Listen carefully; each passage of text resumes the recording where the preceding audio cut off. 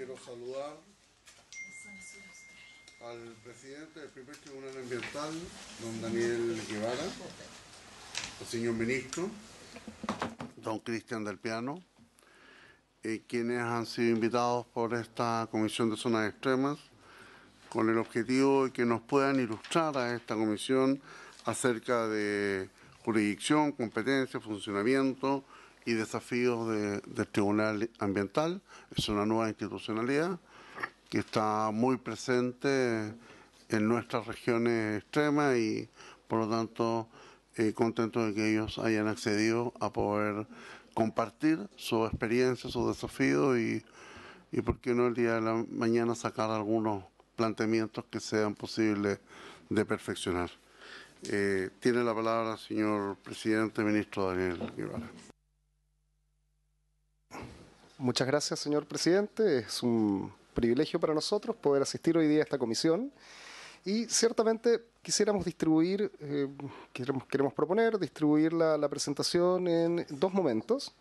Uno, quiero compartirles una reflexión especial sobre la visión de las zonas extremas y la jurisdicción ambiental. Es un documento inédito que quisiera dejar con la secretaria para que se pueda dar copia, independiente que se mande. Y luego también una presentación sobre competencia y procedimientos que hará el ministro Cristian del Piano, obviamente quedará a disposición de los comentarios y sugerencias. Voy en esto a buscar leerlo, son 3 páginas. Justicia ambiental, territorios de zonas extremas, seguridad y población. Bueno, nosotros, por cierto, agradecemos la invitación formulada por la Comisión de Zonas Extremas del Senado de la República, pues en una sociedad cada día más compleja y con múltiple información, buscar claridad sobre el futuro del país y su inserción territorial equilibrada en el mundo. Ese es un desafío extraordinario que vemos en lo que está haciendo esta Comisión de Zonas Extremas, en tener una claridad sobre la visión del país y su desarrollo territorial equilibrado, ya que esto es una tendencia que los países, una vez que han avanzado en aspectos de relacionamiento global, podemos pensar temas de tratados de libre comercio y otros, la globalización sin un desarrollo equilibrado del territorio significa una involución.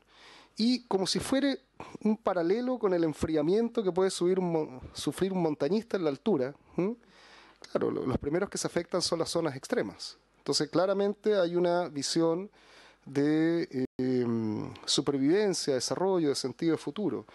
La claridad en el decir de un pensador que va a sacar un libro ahora el 30 de agosto, nuevo, Yuval Noah Harari, la claridad es poder. O sea, son lecciones para el siglo XXI. Va a salir ahora en el mes de agosto. Y en este libro, claro, podemos nosotros reflexionar sobre cómo el ejercicio del poder sobre el territorio, en una visión donde la seguridad y la población van progresivamente tomando una extensión, fortaleza, interrelación con temas de actualidad como los medioambientales. Esto permite ir visibilizando la necesidad de una respuesta institucional del Estado de Chile en grandes macrozonas capaces de una descentralización, ya no como la descentralización que tradicionalmente la hemos pensado desde el punto de vista administrativo, sino en una progresión, en una descentralización jurisdiccional. Es un concepto que es importante entender, que la descentralización no puede quedar asignada exclusivamente a lo administrativo, sino que también en una visión de lo jurisdiccional. Y por eso la creación de estas 3 grandes macrozonas, por lo menos en un primer momento, que permiten ir generando un acercamiento de la justicia a las personas. Por eso es que estos tribunales medioambientales, creados por la ley 20.600, y lo vamos a profundizar un poco más en la presentación del ministro Cristian del Piano, se encargan de resolver controversias, pero a grandes rasgos, ¿qué controversias ambientales? Entonces, son controversias contencioso-administrativas, por ejemplo, con normas generales, normas primarias, normas secundarias, zonas de latencia, o bien resoluciones de calificación ambiental una vez que se agotó la reclamación ante el Comité de Ministros. Por eso es que es tan importante el punto de vista del equilibrio de poder en el ejercicio de revisión que los tribunales ambientales pasan para su validación, para su legitimación por los tres poderes del Estado. Un gusto. Y este pasar por estos tres poderes del Estado tiene la significancia de que además se suma la alta dirección pública. Entonces se concursa, se forman las quinas, se seleccionan esas quinas por la Corte Suprema, luego de una audiencia de pleno, se envía al presidente o presidente de la República, se selecciona un nombre y el honorable Senado, por 3/5 de los senadores, debe dar su aprobación. Y por eso también nos parece tan importante, y agradecemos la invitación, presidente, que se nos formuló, y a cada uno de los senadores, porque, claro, no es un proceso formal de rendir cuenta, pero sí es un proceso republicano, institucional sano, de que nuestro tribunal comparta, ya habiéndose cumplido un año desde su instalación en el norte, cuál es su desarrollo. Es una relación de colaboración sana. Este tribunal, entonces, le corresponde revisar jurisdiccionalmente decisiones, por ejemplo, de 6 ministros de Estado, colaboradores superiores inmediatos del presidente de la República. Y eso requiere una independencia, una fortaleza, una serenidad de análisis, y también requiere una transdisciplinariedad. Por eso es que estos tribunales, es un acierto también que tengan esta composición mixta de científicos con profesionales abogados. Entonces, también los tribunales ambientales actúan en reclamaciones ante sanciones de la Superintendencia del Medio Ambiente, para que de esa manera también se va generando un equilibrio institucional con la capacidad de revisión de sanciones. O bien, el Tribunal Ambiental debe autorizar las medidas que pida la Superintendencia de Medio Ambiente para medidas urgentes y transitorias, o bien consultas, que podrían incluso ser una consulta en un proceso de una clausura definitiva de un proyecto como una sanción después de formulado cargos. Otra importante área de competencia es conocer de las demandas por daño ambiental. Eso es muy relevante, con el distingo que se aprobó finalmente legislativamente, que el tribunal no conoce los efectos patrimoniales, sino que los efectos de reparación del daño ambiental. Ahora, un área que está en una prospección de desarrollo es cómo se entiende esta responsabilidad del tribunal que le entrega la ley de resguardar un interés jurídicamente tutelado en cuanto que permita adoptar medidas cautelares no solamente de conservación, sino de innovación. Y el tribunal incluso tiene atribuciones para actuar en esta materia de oficio, pero hay que ser muy cuidadoso porque las medidas cautelares decaen si dentro de 15 días no se ejerce la acción, ya sea el Consejo de Defensa del Estado, un particular u otro. Entonces, de este modo podemos entender que el Tribunal Ambiental ejerce una función de revisión en una extensión máxima jurisdiccional y por tal motivo contribuye a vivir en un medio ambiente libre de contaminación y al deber del Estado de conservar la naturaleza. Entonces, esta es una complementación también con otras potestades constitucionales como las del recurso de protección. No es sin perjuicio de otros recursos o vías el recurso de protección. Por tal motivo es una complementación. En una perspectiva del derecho humano, y en esto hay un texto muy interesante de Michel Foucault sobre seguridad, territorio y población. Seguridad, territorio y población. Y en esa visión Michel Foucault plantea lo que se llamaría un biopoder. Biopoder. Entonces, a contar del siglo XVIII, las sociedades occidentales tomamos una apreciación clara de nuestra condición de especie humana y empieza a desarrollarse en la normativa una asignación de protección a esa especie humana, un desarrollo, un conocimiento de la naturaleza de la persona humana. Los tribunales ambientales, por cierto, velamos por la seguridad ambiental de la población en el territorio, si podemos entender que esa revisión del Estado de Derecho ambiental cumple con ese propósito.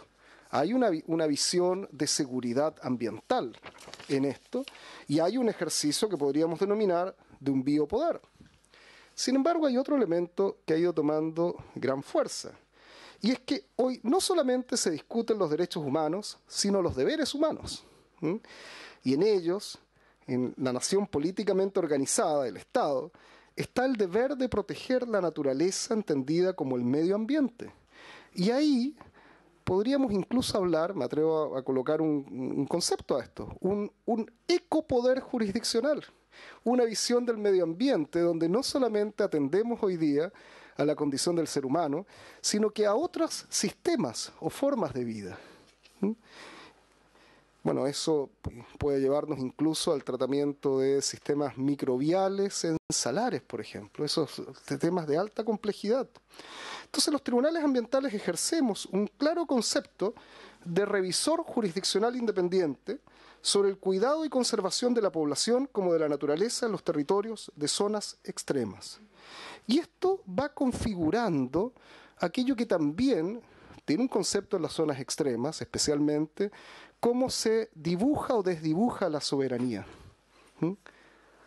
Cómo se dibuja o desdibuja la soberanía, y luego cómo adquiere una nueva dimensión la soberanía, ya no solamente como la soberanía entendida como una seguridad del ejercicio del poder militar, de la seguridad del orden interno, sino que la soberanía también como una soberanía ambiental. ¿Mm?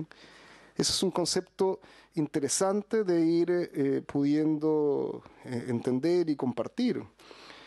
Por eso es que con esta reflexión que quería entregar de manera especial, vamos ya a ir directamente a presentar quiénes somos, qué estamos haciendo, qué está desarrollando hoy día el primer tribunal ambiental en la jurisdicción y, por cierto, a mi colega ministro Cristian del Piano para que lo pueda exponer.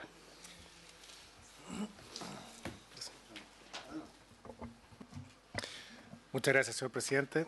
Buenos días a todos y a todas. El objeto y la invitación a esta comisión ha sido la de presentar algunas ideas en torno a nuestras competencias, nuestras funciones y los desafíos que de alguna manera se plantea desde el primer tribunal ambiental, teniendo en cuenta que parte de la jurisdicción del primer tribunal ambiental atiende a zonas extremas del país. Y por lo tanto me gustaría plantear algunos desafíos.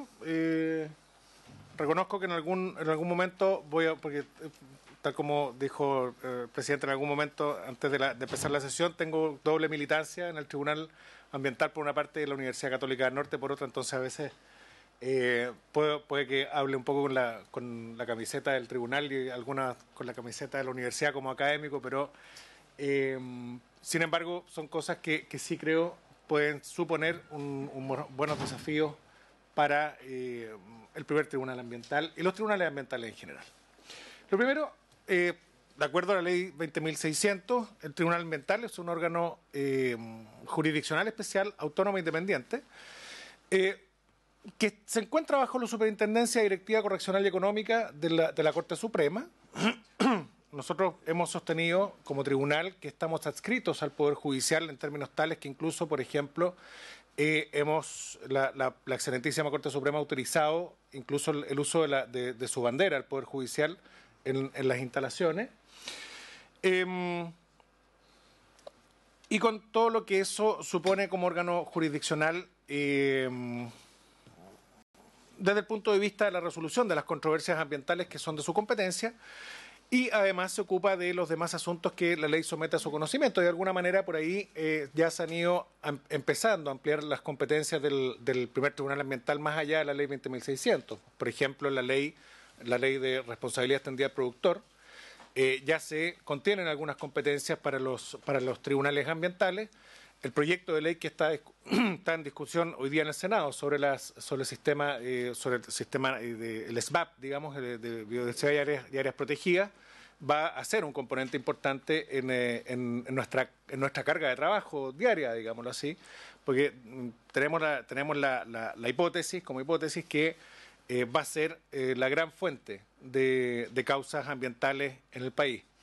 Y a partir de ahí también se han discutido, alguna oportunidad ha tenido el Senado que no ha prosperado, de incorporar a la jurisdicción de los tribunales ambientales algunos casos de los que se denominan casos mixtos. Por ejemplo, aquellos casos que, no siendo propiamente ambientales, que no responden a instrumentos de gestión ambiental, que es el fuerte de de nuestro trabajo, de acuerdo a la ley 20.600, sí tienen componentes ambientales derivados de otras áreas, como son, por ejemplo, la minería o, por ejemplo, las concesiones de derechos de agua. Por lo tanto, aquí el ocuparse de los demás asuntos que la ley somete a su conocimiento significa una especie de un potencial bolsillo de payaso en adelante para lo que pueda significar la competencia de los tribunales ambientales en general.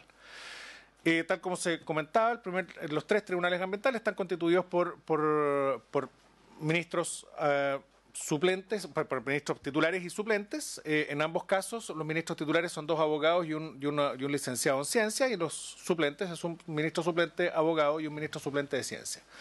Lo importante de esto, aquí hubo mucha discusión, quienes estuvieron presentes en la discusión de la ley 20.600, a lo mejor algo recordarán, de si se discutía si acaso se requería o se exigía o era necesario que los tribunales ambientales tuvieran ministros que no fueran licenciados en Derecho, digamos, que no fueran abogados derechamente. Da la impresión que a partir de la experiencia que se ha tenido en los tribunales ambientales, la existencia de los 3 tribunales ambientales, y hablo particularmente desde el primer tribunal ambiental, sí tengo que decir que el componente de los ministros científicos ha sido de gran ayuda para los tribunales, para los 3 en general y para el primer tribunal ambiental en particular. Y eso no solo porque presentan una visión científica del problema ambiental que toca resolver y que también nos exige como parte de los fundamentos científicos y técnicos de la sentencia, sino que además asume la responsabilidad por esa decisión, digamos. En esa foto esa es la primera foto oficial, digámoslo así, que tomamos cuando nos constituimos el año pasado, el día 3 de julio, que en realidad fue una sesión que tendríamos que tener.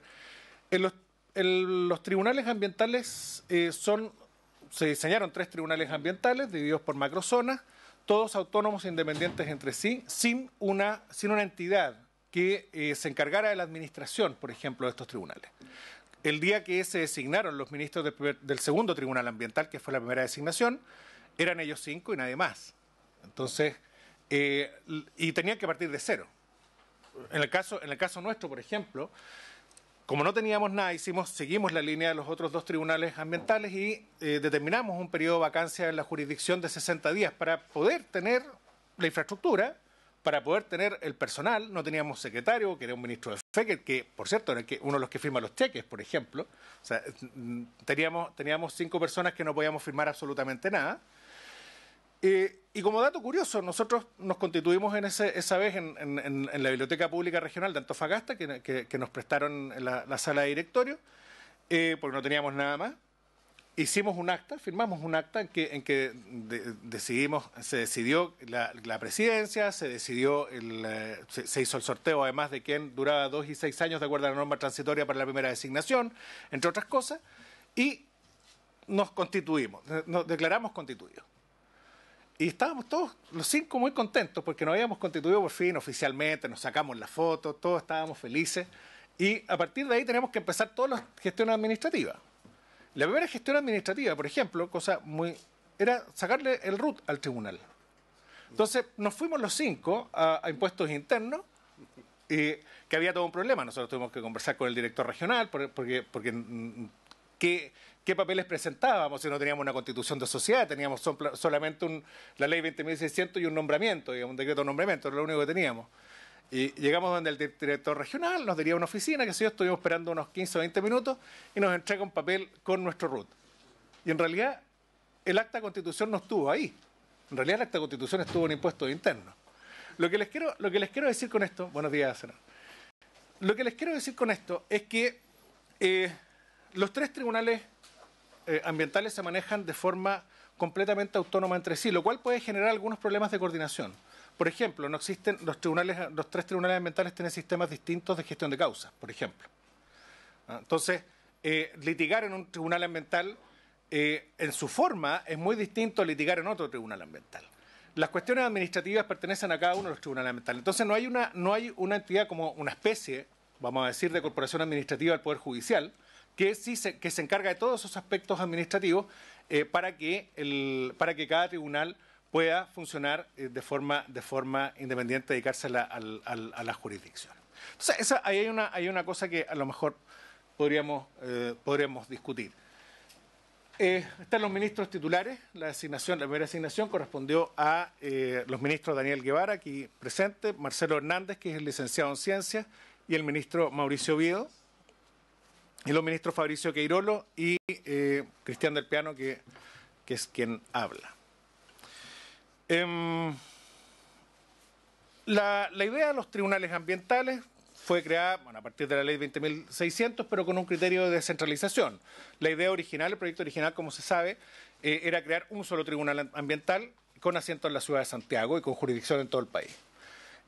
Luego, en la tramitación parlamentaria, se definieron 3 tribunales ambientales con la división territorial en la macrozona norte. Por lo tanto, el primer tribunal ambiental tiene jurisdicción sobre toda la zona desde Arica y Parinacota hasta la región de Coquimbo. Son alrededor de 2.000 kilómetros más o menos de extensión, con distintas propiedades, digamos, territoriales. Digamos, cada territorio tiene su propia identidad. Funciona, obviamente, el asiento se definió en la ciudad de Antofagasta y se arrendamos una casona en el sector, quienes conocen Antofagasta, en el sector del Parque Brasil. Se remodeló completa y hoy día funcionamos los 18 funcionarios, a 20 subimos ya. Esta semana se contrataron 2 personas más. En cuanto a los procedimientos que resuelve el Tribunal Ambiental... La página anterior porque muestra la dimensión sí, de la extensión. Claro, esa es la dimensión de la extensión del primero y del tercero también, hay que decirlo. El tercer Tribunal Ambiental tiene una extensión a lo mejor tanto más larga que la nuestra. Pero por ahí de repente en algunas cosas ya más informales, un poco más jocosas, se habla de la macrozona norte, de la macrozona sur y la microzona centro, de alguna manera, que es la jurisdicción del segundo Tribunal Ambiental. ¿Cómo? Por territorio. Sí. No por población, por supuesto. Sí. Pero los procedimientos, en cuanto a los procedimientos que resuelve el Tribunal Ambiental, aquí me da la impresión que podríamos tener otra discusión y otro desafío. El Tribunal Ambiental tiene dos grandes líneas, que es concebido originalmente como un tribunal contencioso administrativo que determina, digamos, y conoce la legalidad de los actos ambientales de la administración del Estado. Y una segunda línea que se entregó previamente a los tribunales ambientales antes que los tribunales civiles, que conocían anterior a la creación de los tribunales ambientales, de las demandas por daño ambiental. Y en las demandas por daño ambiental, los tribunales civiles determinaban si había daño ambiental y las reparaciones e indemnizaciones que correspondieran. Un poco para determinar técnicamente la declaración de daño ambiental, se determinó la existencia de un procedimiento previo ante el Tribunal Ambiental para defender, vamos a decirlo conceptualmente, para defender el interés general del medio ambiente. Para luego, a partir de esa defensa del interés general del medio ambiente, en caso que el Tribunal Ambiental determine la existencia de daño ambiental, poder ir a los juzgados civiles y poder determinar las indemnizaciones particulares, ya defender el interés particular. Entonces, porque en la concepción de los tribunales ambientales, no estaba el que los tribunales ambientales pudieran otorgar indemnizaciones, por ejemplo. Y eso ocurre también con el contencioso administrativo. O sea, en el contencioso administrativo, el Tribunal Ambiental solo determina si el acto administrativo es legal o ilegal, pero no determina a partir de ahí alguna responsabilidad por parte del Estado en la legalidad o ilegalidad del acto, sino que solamente se limita a declarar si el acto es legal o ilegal. Y en las demandas por daño ambiental se crea este procedimiento. A lo mejor algunos de los desafíos, probablemente el paso siguiente, es que en las demandas por daño ambiental puedan ser conocidas íntegramente, a lo mejor por el Tribunal Ambiental, tanto en su dimensión de interés general como en su dimensión de interés particular. Podremos hablar algo de eso durante la discusión en esta comisión. Facilita a lo mejor el acceso incluso a la justicia de las comunidades a las demandas por daño ambiental. Luego, dentro del marco del contencioso administrativo, también, dentro del marco del contencioso administrativo, los tribunales ambientales conocen de las consultas o de las solicitudes que entrega o que nos solicita, digamos, valga la redundancia, la Superintendencia de Medio Ambiente en los casos de las determinaciones o las decisiones más gravosas en contra del titular del proyecto o de las sanciones más graves, clausura, cierre temporal, etcétera.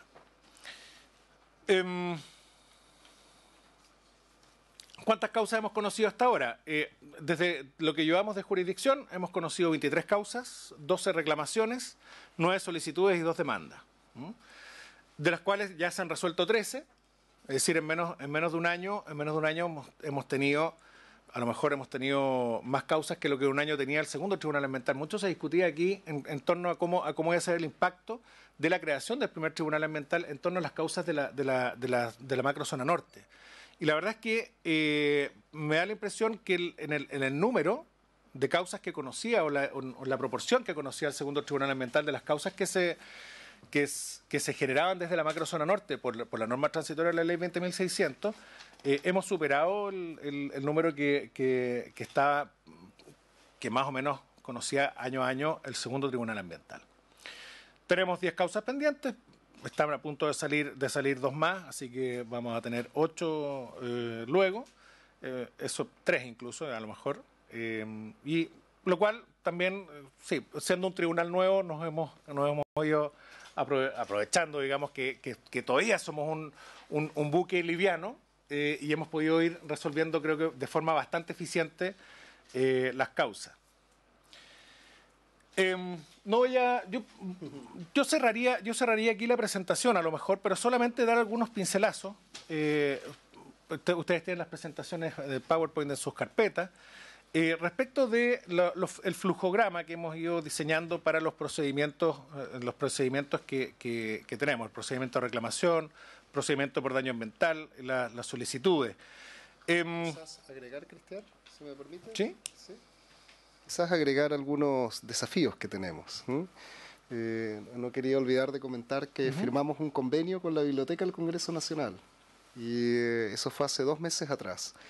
Entonces es muy interesante cómo la biblioteca o el conocimiento pasa de esa figura tradicional como la que tenemos atrás, a estar colocado en sistemas de información geográfica en el territorio. Y nos dimos cuenta que, por ejemplo, en materia minera los jueces sí trabajan con el catastro minero que provee Sernagiomín y tienen coordenadas UTM, hay una precisión que permite evitar la colisión o la superposición, pero en materia ambiental eso no existe. En materia ambiental, claro, podemos ir a la información que tiene el Servicio de Evaluación Ambiental o que tiene la Superintendencia de Medio Ambiente, pero no los tribunales. Entonces, este convenio con la Biblioteca del Congreso Nacional, y de hecho el día de hoy, por ejemplo, profesionales de nuestro tribunal en Antofagasta están reunidos con profesionales de la Biblioteca del Congreso para buscar correlacionar la información de las sentencias, las resoluciones, en el territorio con un sistema de información geográfico. Quiero compartir esto porque es una iniciativa, es preliminar, es inédita, pero es gracias a la colaboración que se ha tenido de parte del Congreso Nacional con nuestro tribunal. Hay una visión de servicio a la comunidad, está en operación. Me gustaría en esa misma línea también complementar que los sistemas, una de las grandes carencias a lo mejor que tenemos hoy es justamente la información territorial, que es una cosa que hemos sabido también está trabajando fuertemente el Ministerio de Bienes Nacionales, y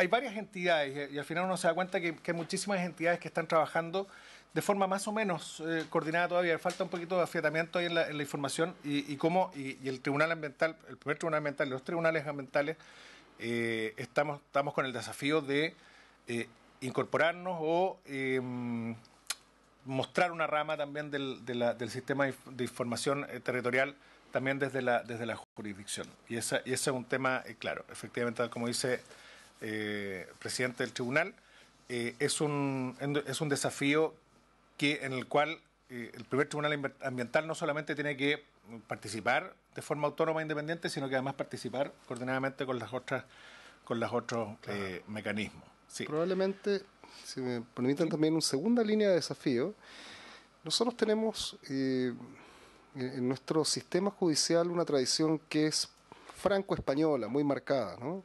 Donde esperamos llegar a la sentencia como forma de resolver los conflictos.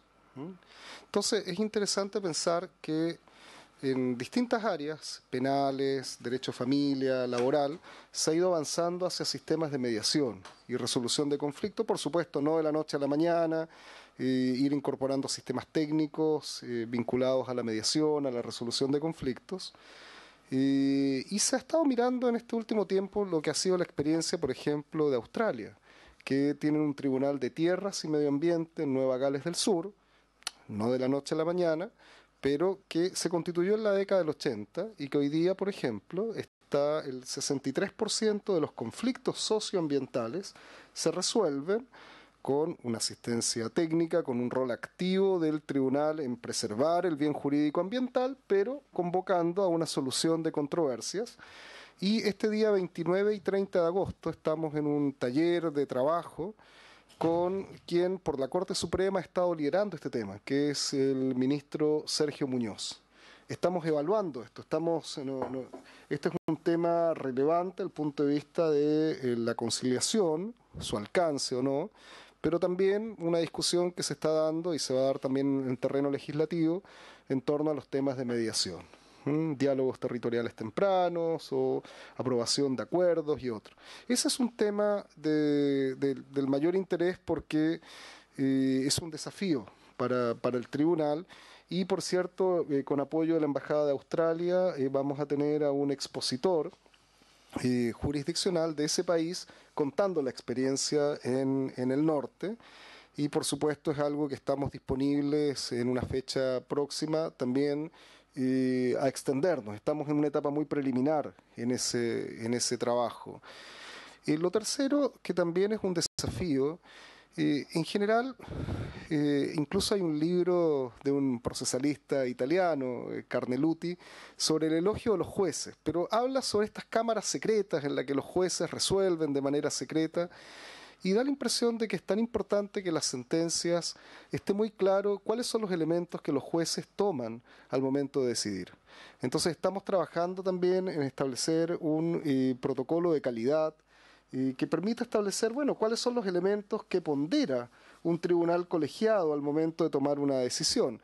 No solamente de carácter jurídico indeterminado, sino que dar a conocer algo que estamos haciendo hoy día. Constituimos, yo creo que podría considerarse una cierta innovación institucional, 3 comités de trabajo. Uno, el área, el comité de estudios, de la cual está a cargo el ministro Cristian del Piano, un comité de jurídico, relatores, todo el proceso jurisdiccional, y un comité de ciencias.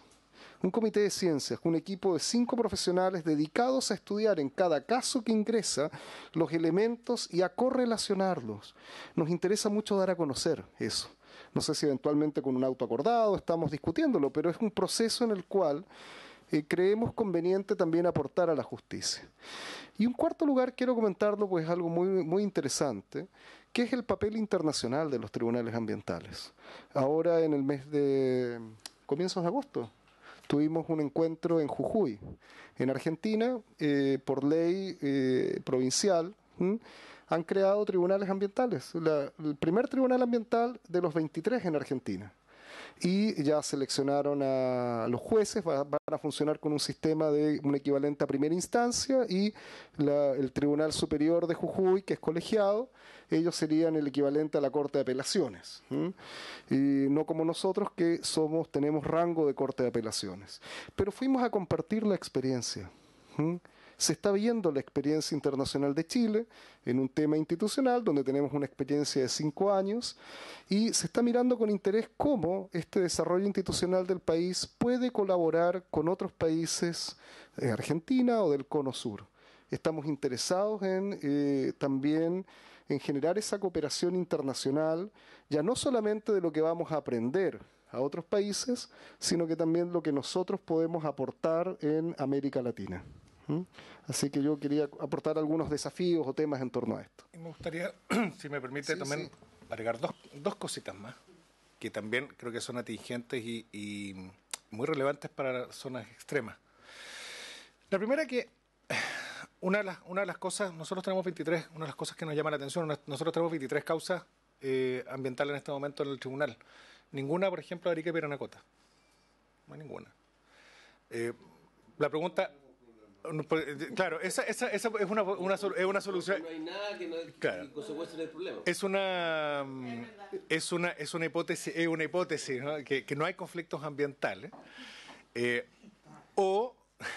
Claro, que lo que pasa es que hay la segunda, yo creo que la segunda cosa que uno podría discutir es si los costos de transacción siguen siendo muy altos, especialmente para las zonas extremas.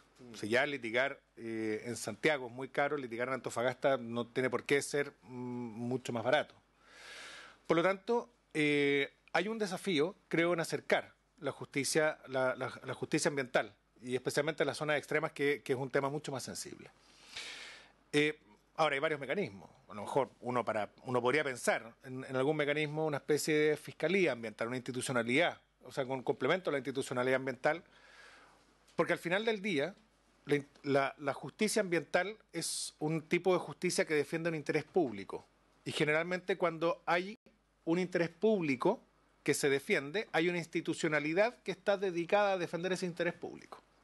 Como el caso penal, por ejemplo. El caso penal es el más clásico de cómo se defiende un interés público a través de un ministerio público.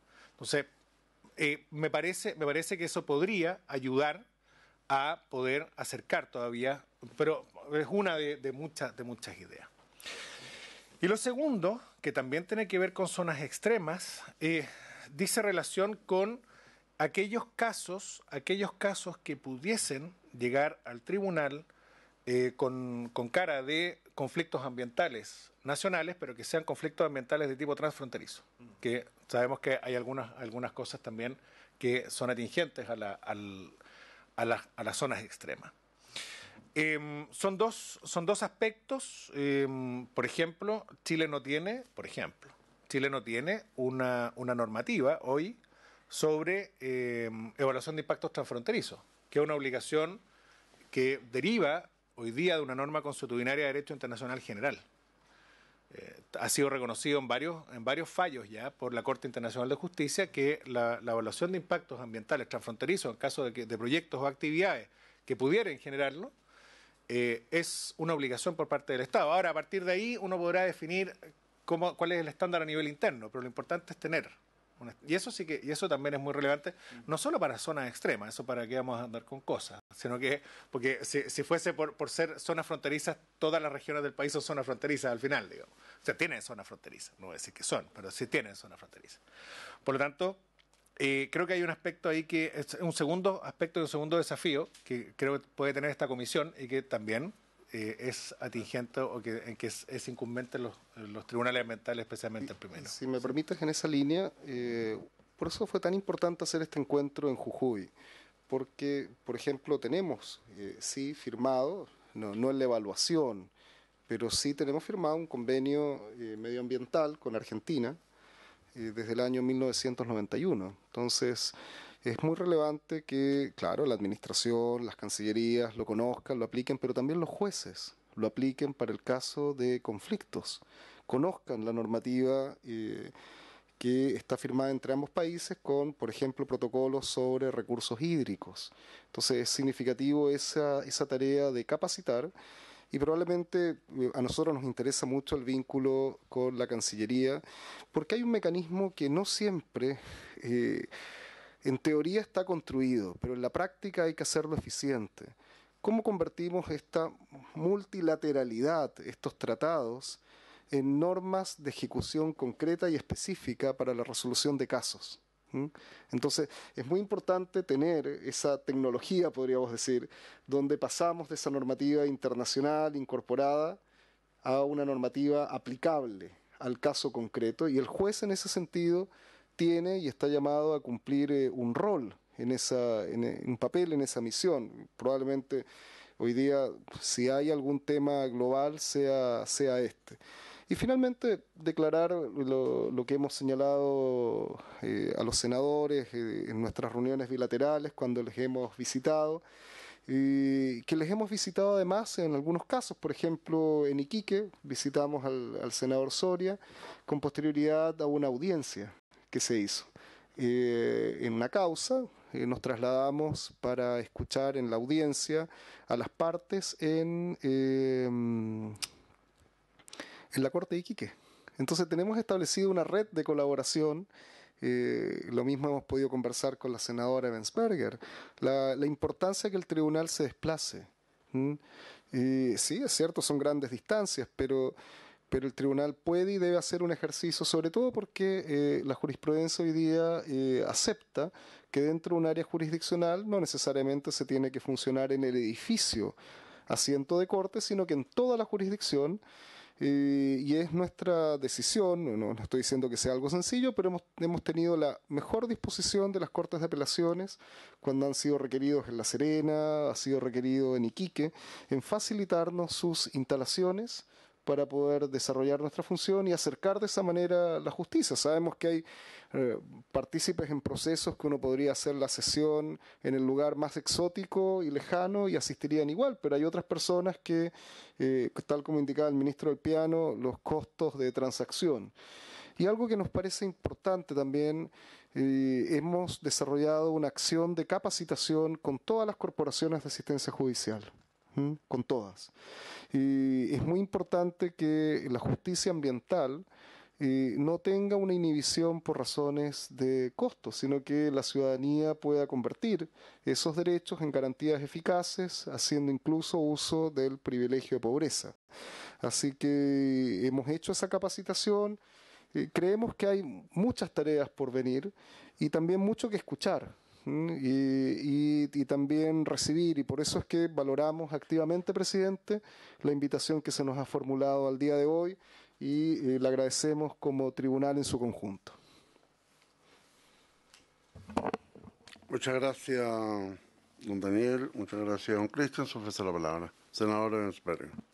3 consultas muy breves, presidente. Gracias.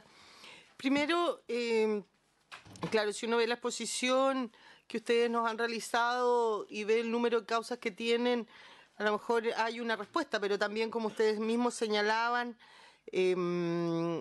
las distancias de repente pueden ser conflictos para no presentar todas las acciones que se quisieran.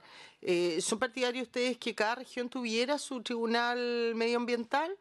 Segundo, los 3 tribunales medioambientales que hoy día existen, usted señala que son autónomos entre sí, no están relacionados. ¿Eso de alguna manera afecta a la jurisprudencia que se vaya generando, o finalmente esta se aúna con el criterio de la Corte Suprema, que entiendo actúa como segunda instancia? Y finalmente, si me pudieran dar una opinión, no sé si se conocen, recientemente el gobierno ha ingresado al Parlamento una modificación a la ley 19.300 en que acaba con el comité de ministros, pero particularmente lo que a mí me preocupa, porque creo que de alguna manera atenta contra la descentralización que se requiere, también se eliminan los CIA regionales y se crean CIA de macrozona, ¿no es cierto? Un poco haciendo el paralelo a los tribunales, que yo creo que es peligroso, más que el tema jurisdiccional, eventualmente de ser un freno al desarrollo de ciertos procesos o de proyectos. Gracias, presidente. Bueno, en algunos casos puedo contestar más rápido, en otros tengo que pensarlo un poquito más, como siempre. Sí, bueno, la pregunta sobre la posibilidad de avanzar hacia tribunales especializados en cada una de las regiones, que es un poco la reflexión que también hoy día se está desarrollando en Argentina y en el mundo. El ministro del Piano quizás pueda complementar en esto. En el mundo la situación de los tribunales ambientales ha sido muy diversa. Los países que han creado tribunales ambientales, en algunos casos un tribunal único, en algunos casos por regiones. En esta etapa creo que la responsabilidad que tenemos como tribunal es demostrar, en primer lugar, la significancia, la capacidad de este tribunal ambiental de desplegar su trabajo con independencia de los equipos técnicos que ya estaban establecidos en Santiago en el segundo Tribunal Ambiental. O sea, poder constituir y validar la confianza legislativa que se nos entregó de poder desarrollar. Probablemente esa evaluación, para hacerla de manera más completa, debiésemos poder tener un mínimo periodo, a lo mejor de 2 años. Este tribunal, yo diría que está concluyendo su proceso de instalación y en su minuto incluso un miembro de la Comisión de Constitución, ahora ministro de Justicia, él hizo el planteamiento, y lo refresco porque fue un planteamiento público, de que ojalá se pudiera avanzar también hacia futuro, en la medida en que se alcance una madurez en este sistema, en accesos a la justicia mucho más directos y más tribunales ambientales. Eso lo dijo en calidad de senador. Imagino que en la condición de ministro de Justicia tiene que hacer una evaluación más completa. Pero, segundo lugar, las inquietudes... Sí, tiene que conversar con la Suprema. Sí, así es. En segundo lugar, las inquietudes siempre del Ministerio de Hacienda. Nosotros, para efectos del presupuesto este año, hicimos una referencia a cuánto tiempo tenemos asignado a cada causa. Y en rigor tenemos causas que van entre 280 horas a causas que requieren 1.870 HH profesionales como conjunto. Entonces no son causas, por supuesto, de mero trámite, son causas de gran complejidad y nos hemos preocupado en cada una de las causas, de alguna manera, ese viejo dicho latino donde dice, dame los hechos y te daré el derecho. Que apunta a la importancia de que el tribunal realice visitas inspectivas, medidas para mejor resolver, que son muy significativas para poder tener una determinación. Si nos van a mostrar un proyecto en la cordillera, no sea un sobrevuelo, ¿no? Sino hemos ido como tribunal a 5.170 metros en la cordillera y ver en terreno dónde está el glaciar, dónde está el proyecto por un lado, por otro. Eso es muy, muy significativo. Con respecto a los procesos de modificación legislativa, nosotros lo que vemos como algo muy importante, yo en esto solamente me puedo ver representado a mí mismo en esta opinión porque no es una opinión colegiada del tribunal.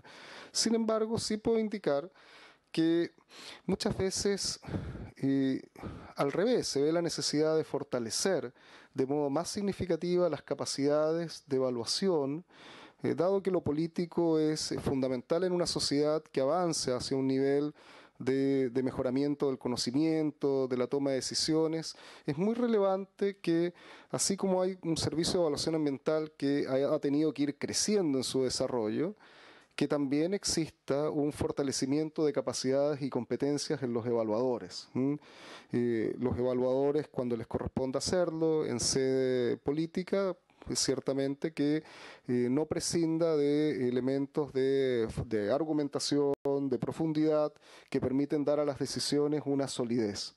Porque muchas veces, si esas decisiones no se han dado con solidez y se espera que se den en el Comité de Ministros, se produce ahí un tránsito que genera una laguna, puede generar un vicio. Entonces, es muy importante fortalecer las competencias y capacidades, y ciertamente eso no obsta que se puedan tener miradas de macrojurisdicción, pero a lo mejor no necesariamente con la exclusión de las potestades que hoy día existen en cada una de las regiones, porque no hay que olvidar que en cada comité de evaluación ambiental la existencia de una mirada multidisciplinaria también es significativa en los comités de evaluación ambiental. No sé si me queda una pregunta.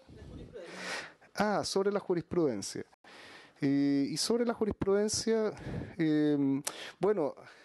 tuvimos hace muy poco un seminario en Antofagasta donde expuso Juan Carlos Ferrada, que es un profesor de la Universidad de Valparaíso, y Juan Carlos decía que en realidad más que una jurisprudencia como instituciones, uno debiera saber qué juez está sentado ese día en esa sala. Porque es increíble cómo incluso en la misma sala va cambiando el criterio que se establece. Ahora, eso no significa que los tribunales ambientales sí tenemos algún nivel de colaboración.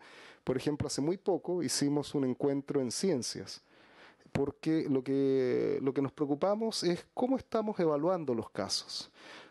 ¿Cómo estamos llegando a esos casos desde el punto de vista de la integración entre el trabajo del relator, que es un abogado, con el trabajo de los equipos científicos para efectos de la toma de decisión? Porque eso permite, por ejemplo, que el juez vaya siendo más preciso en qué se entiende como sana crítica en materia ambiental. Entonces hay un esfuerzo importante, y también quería comentarlo.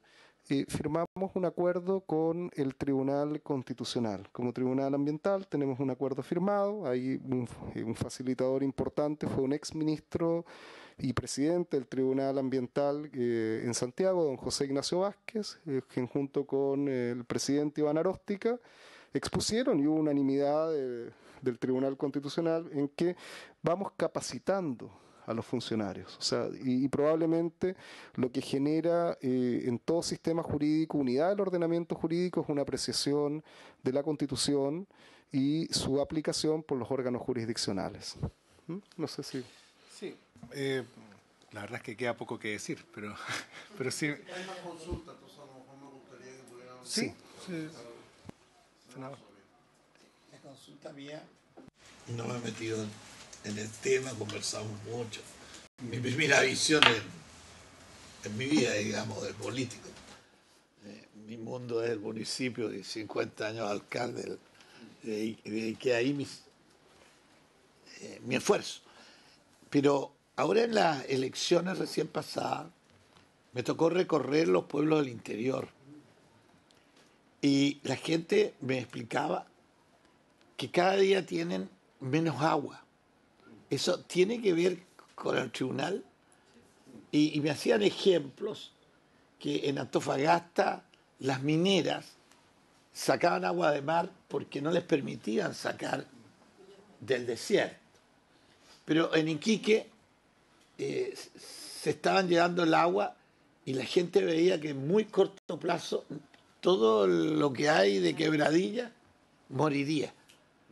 Y yo quedé metido, claro, yo venía con dos problemas más rápidos que lo que estoy abordando en el Senado, y vine para eso. Yo no, a la edad, cuando camino uno a los 82 años, no era el mejor camino venir a ser Senado, pero yo había renunciado para dedicarme a los negocios privados, mejor dicho. Pero me llevó Iquique defender el puerto y Sofri, etcétera, cosas que si no muere Iquique. Pero de esto me encontré y lo dije, la segunda pata lo voy a tomar, pero si está acá en el Senado de la República, es una inquietud de que se malgaste el agua, etcétera. Esto, independiente que le voy a pasar la palabra al ministro del Piano, porque además él dirige un centro de recursos naturales. Pero una reflexión, senador, a mí me llama mucho la atención de que en materia eléctrica, por ejemplo, cada empresa, gran empresa minera construía su propia central eléctrica y enviaba la impulsión directa por una línea adicional a su propio proyecto minero.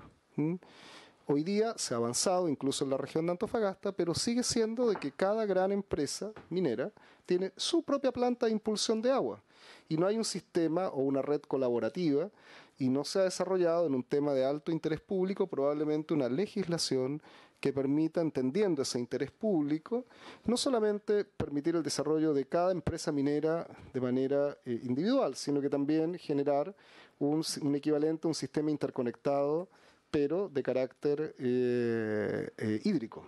Y desde ese punto de vista, eso es algo que vale la pena mirar con interés, y también abordar aspectos vinculados a, bueno, qué pasa con la legislación en torno a la impulsión de agua de mar, que tampoco es razonable que sea algo desregulado.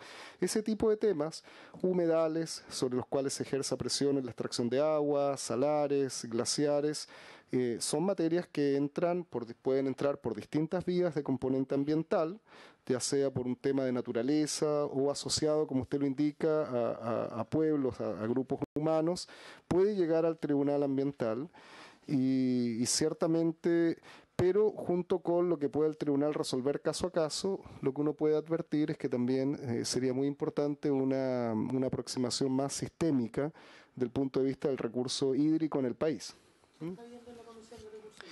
Y aprovecho a comentar que la Comisión de Recursos Hídricos nos invitó, pedimos algunos días más, precisamente para poder preparar una presentación más completa. Le quiero pedir a los señores ministros si los senadores completos hacemos las consultas y después te harían un cierre final. Senadora, órdenes. Gracias, presidente. Saludar al presidente del primer tribunal ambiental, ministro Daniel Guevara, y al ministro suplente, Cristian del Pino. Algunos comentarios y algunas consultas. Yo valoro efectivamente esta institucionalidad respecto de justicia ambiental. Obviamente tengo la misma, lo considero una aspiración con la senadora respecto de... Hoy día usted mencionaba que no había ninguna causa de Arica y Parinacota, en tanto son extremas, y probablemente tiene que ver con el acceso a la justicia propio de las zonas extremas. Entonces creo que ahí tenemos un desafío a avanzar al menos en esa lógica, porque claro, pueden ser territorios poco poblados, pero muy extensos, y en el caso de la región de Aysén, por ejemplo, un proyecto emblemático en materia ambiental, Hidroaysén. Entonces creo que hay que considerar eso es solo un comentario. Ustedes mencionaban, me llamó la atención, que lo anoté textual, tiene formas distintas los tribunales ambientales en gestión de causas, o sea, que operan de manera distinta. ¿Qué significa eso? Respecto de ustedes hablaban también que tienen 23 causas en el sistema. ¿Qué tipo de causa es la predominante respecto a las características, que supongo que están bien marcadas por la macrozona norte? Y el tema ciudadano, en la misma línea. Hay causas que planteen directamente los ciudadanos, porque creo que ahí hay otra barrera que ya no es territorial, sino que hay una relación asimétrica respecto al acceso de los ciudadanos en general en el acceso a la justicia. Nosotros en la Comisión de Medio Ambiente hemos recibido a un sinnúmero de organizaciones de distintos territorios, Puchuncaví, con Quinteros, en fin, a raíz de los planes de contaminación ambiental, a personas de la zona sur austral. ¿Cómo ven ustedes el acceso de la ciudadanía en estos términos? Y asociado también a una consulta también de la senadora, el tema de... se me olvidó, pero no lo quiero, era importante. La senadora planteó 3 temas. Sí, el segundo era... ambiental en cada región, la jurisprudencia y la autonomía de los tribunales y la reforma el CIA. Sí. Efectivamente, el CIA sigue la misma lógica de los tribunales ambientales. Claro, respecto a la territorialidad. Nosotros también vemos una barrera en ese sentido. Entonces, ¿qué opinión tienen respecto a esa modificación que ha ingresado el Ejecutivo a discusión al Congreso? Gracias. No, sí, bien breve. Bueno, primero, muchas gracias por asistir y me disculpo por haberme retrasado. Estábamos en la discusión del salario mínimo que está discutiendo hoy día y además estamos requeridos por el tema de modificación tributaria, pero todo eso son excusas porque esto está agendado, pero en fin. Señalarle que el tema de la jurisprudencia y la referencia medio anecdótica del profesor Ferrada, cuando dice, mire, la verdad que no me hable de jurisprudencia, dígame el nombre del juez o del ministro, ¿no? Podría ser aplicable tal vez a otros tribunales también, no solamente en medioambiental.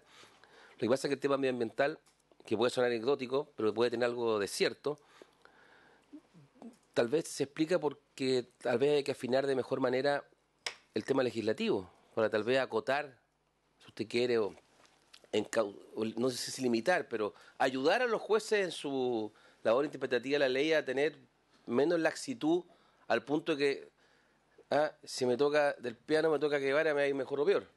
En función, y no es que me va a ir a mí, sino que no va a haber un parámetro, ¿ya? Entonces, en eso no sé si tiene que haber algo más sistémico, legislativo por una parte, no sé si esto, lo que estoy diciendo es prudente y siquiera, de que los mismos tribunales tengan una mayor capacidad de diálogo en esta materia.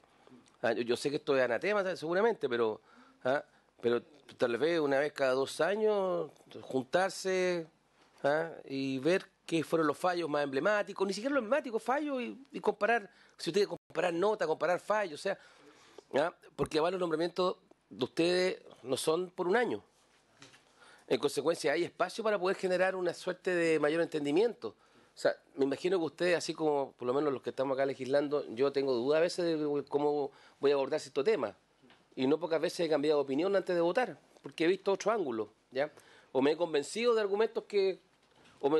Entonces, creo que lo mismo puede ocurrir al interior de los tribunales mentales, y entendiendo que son pocos tribunales, comillas, y no son decenas o centenares de jueces los que están hoy día en esto, y la responsabilidad que tienen, creo que podrían considerarlo. Así no solo fuera del punto de vista más académico, si usted quiere, ¿ya? De ir a avanzar en eso. Y por último, una nota que no puedo resistirlo de haber escuchado al senador Soria, que parte hablando, mi senador Soria dice, yo que no soy político, solamente me dediqué 50 años a la alcaldía de Iquique. Una persona que estuvo 50 años en política, que sobrevivió a la Unidad Popular, la dictadura militar, la concertación, apoyó a Piñera, ahora está acá. Yo creo que es un caso de estudio de un político de fuste, senador Soria, así que no se tire para el suelo. Porque alguien que ha sobrevivido 50 años,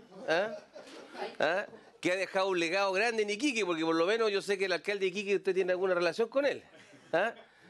Y que hoy día entonces, cuando dice que ya no le queda nada, se hace elegir senador. Yo creo que a lo menos amerita un estudio de casos de ciencias políticas, digamos, de un político que no es político, digamos. Ya. Muchas gracias. Senador Lago, yo quisiera 3 consultas, señor ministro. La primera, cuando hay un proyecto ambiental que finalmente es bajado por un Consejo de Ministros, ¿ese proyecto ambiental es apelable a los tribunales ambientales? ¿Y cuál es la contienda de competencia entre el Ejecutivo y el Judicial? En segundo lugar, ¿cómo ha generado este tribunal ambiental su relación no solo con los profesionales del derecho o con los investigadores científicos o con las universidades, que vemos que se hace, pero no escuché nada con los pueblos originarios, quienes son finalmente los que más de una u otra manera defienden, y cuál es su mirada cuando muchas veces ellos son dueños de la tierra por derechos ancestrales y no por derechos o títulos de dominio. Y finalmente, en los últimos días han salido unas publicaciones que se generan en torno al uso desmedido del agua en nuestra zona fronteriza de la región de Arica y Parinacota, tanto en lo que se refiere a los pozos de la Yará, a los Palos, con los pozos de la Concordia por la zona fronteriza Arica-Tacna, o en la zona de Bisbiri, en donde también se han de manera discrecional desviado el recurso agua a través del canal de Uchusuma. Mi consulta es, si finalmente se hiciera una presentación al tribunal, este fallo que el día de mañana ustedes pudiesen, primero tienen pertinencia, saber si tienen pertinencia frente a lo que son los usos de agua y de tratados, tanto con Perú al menos en 1929, y en segundo lugar, sus efectos. Bien. Y como dice la senadora Ensberger, si pueden actuar de oficio. Y si podemos actuar de oficio en ese ámbito, ya. Vamos por parte.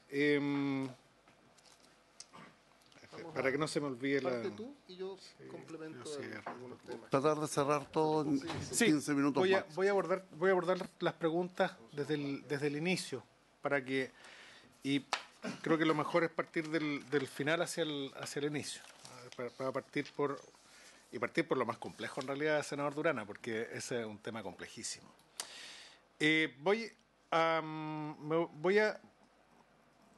Voy a decir lo siguiente respecto de los temas de las aguas en zona fronteriza. Hay aspectos técnicos que hay que resolver ahí, que hay que dilucidar las aguas subterráneas es como el gran triángulo de las Bermudas en la información respecto de las aguas. Por lo tanto, poco lo que se sabe de esos acuíferos realmente. Muy poco lo que se sabe todavía. Entonces técnicamente esto lo conozco también por otros motivos. Técnicamente habrá que determinar cuántos acuíferos hay involucrados, si están comunicados entre sí, por ejemplo, cuál es su capacidad de recarga, si es que tienen capacidad de recarga, y un largo etcétera que hace que se pueda determinar que esos acuíferos efectivamente sean transfronterizos, por ejemplo.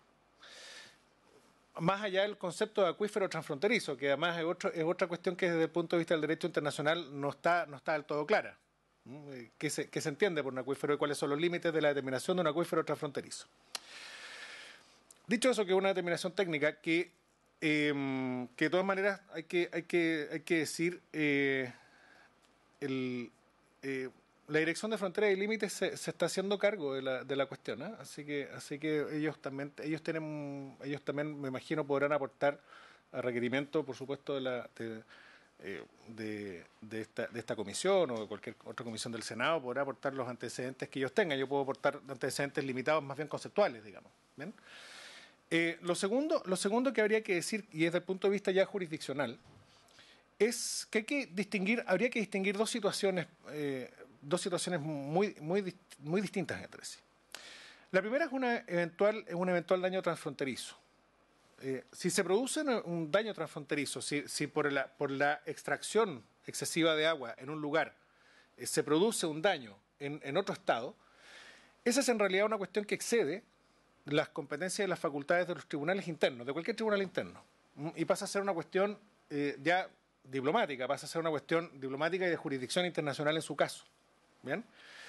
Más allá del Tratado de 1929, porque no solamente el Tratado de 1929, hay una serie de trabajos de la Comisión de Derecho Internacional en materia de acuífero, ¿ah? de la Comisión de Derecho Internacional de Naciones Unidas en materia de acuífero transfronterizo, y que falta por determinar qué parte de esos trabajos o qué parte de esos proyectos de artículos que tiene la Comisión de Derecho Internacional podrían o no ser concebidos como normas consuetudinarias de derecho internacional general.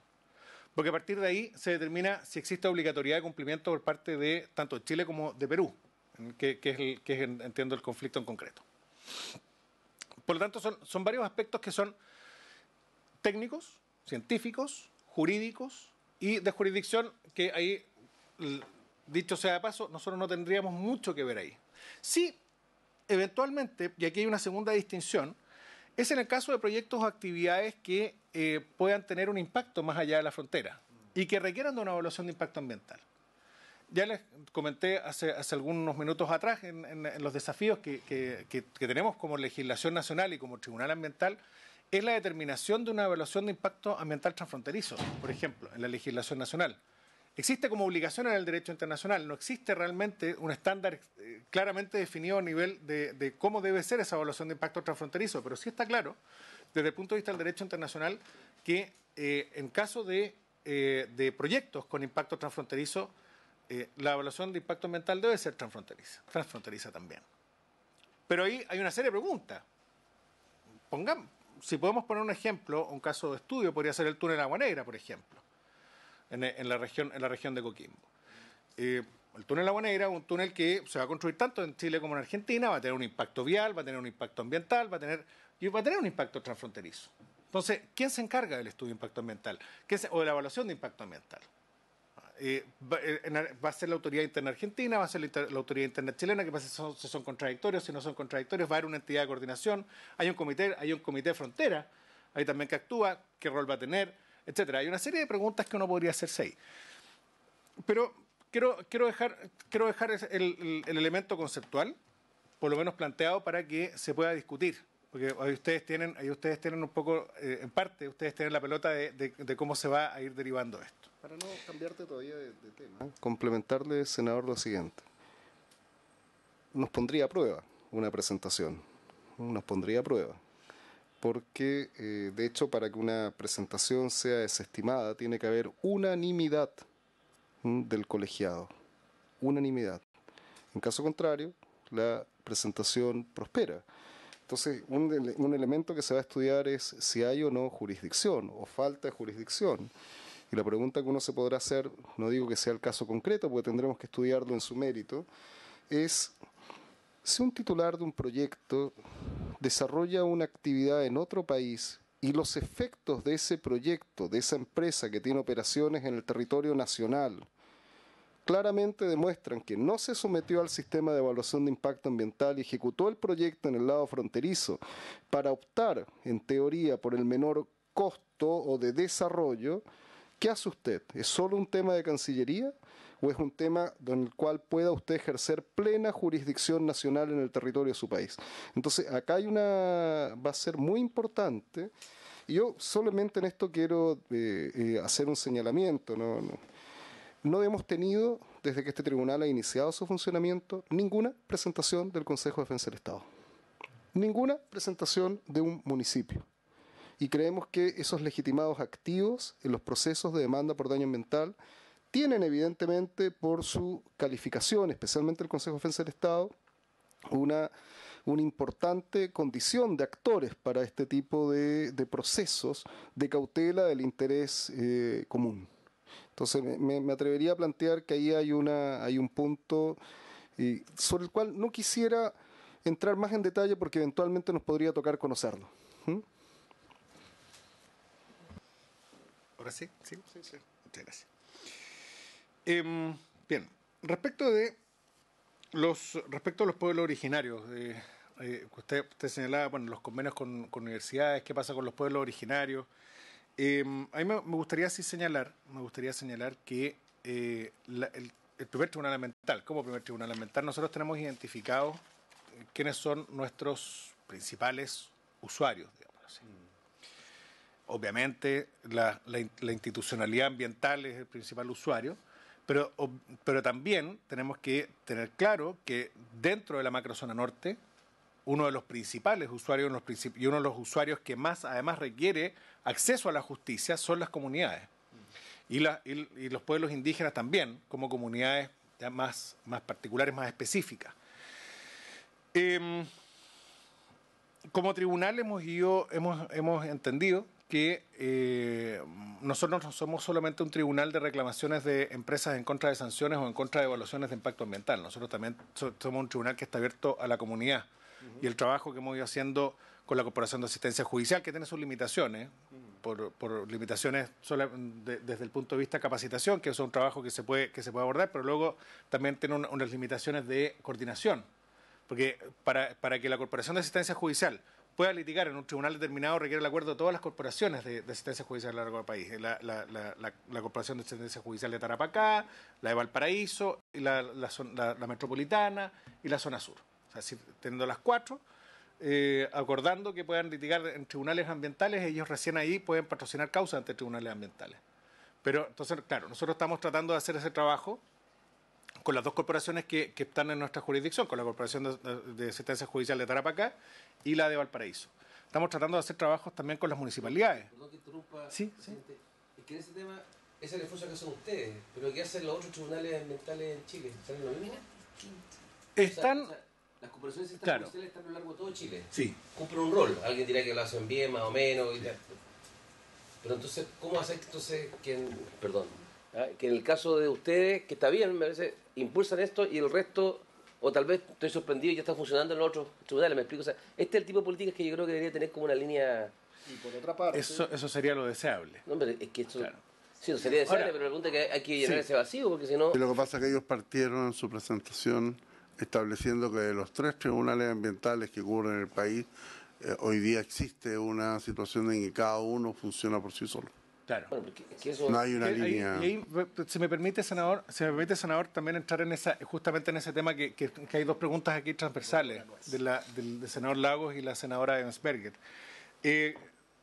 Claro, los tribunales son autónomos. Cada tribunal define su propia jurisprudencia y sus criterios de interpretación. Que efectivamente pueden ser unificados por la Corte Suprema vía recurso de casación.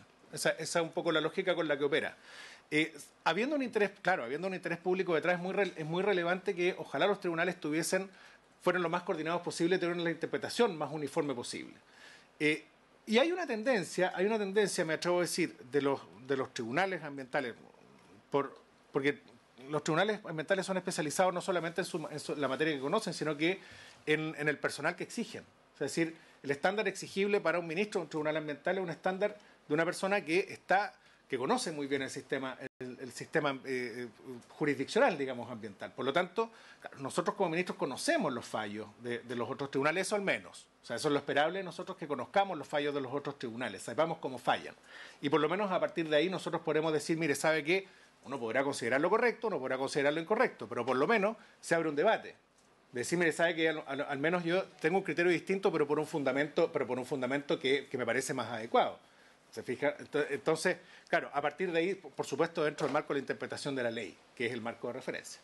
Quizás ahora, agregar, Cristian, con respecto a la gestión, que ahora en el mes de octubre, estamos hay que apagar los micrófonos del lado.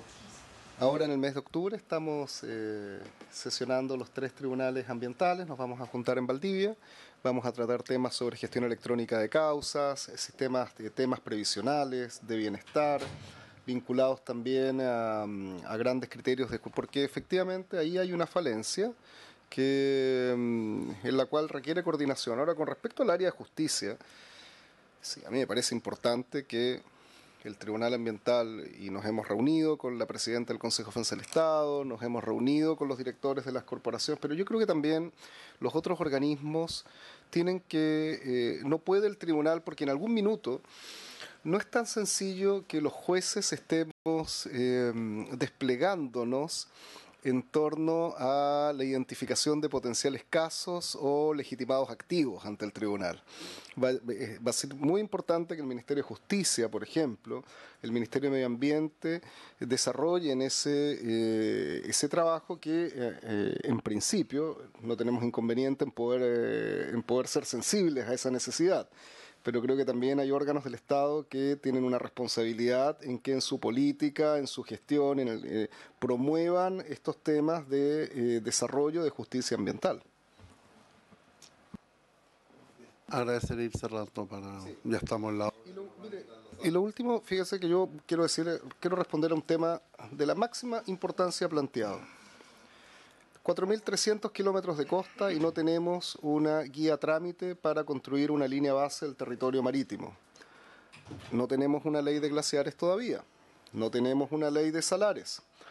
En todo el territorio de la jurisdicción, donde hay distintas cuencas hidrográficas del Elqui, etcétera, etcétera, etcétera, no tenemos ni una norma secundaria de calidad del agua vigente en 1.800 kilómetros de extensión. Entonces, ¿cuál es el problema?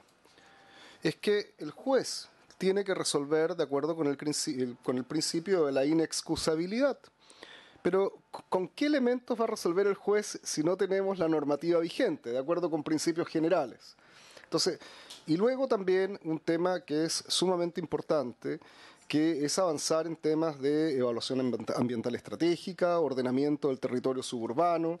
Nos interesa efectivamente, claro, el Tribunal Ambiental puede eventualmente sugerir elementos de planificación, pero en principio, y esa es una opinión, no creo que nos corresponda a los jueces ser planificadores del territorio.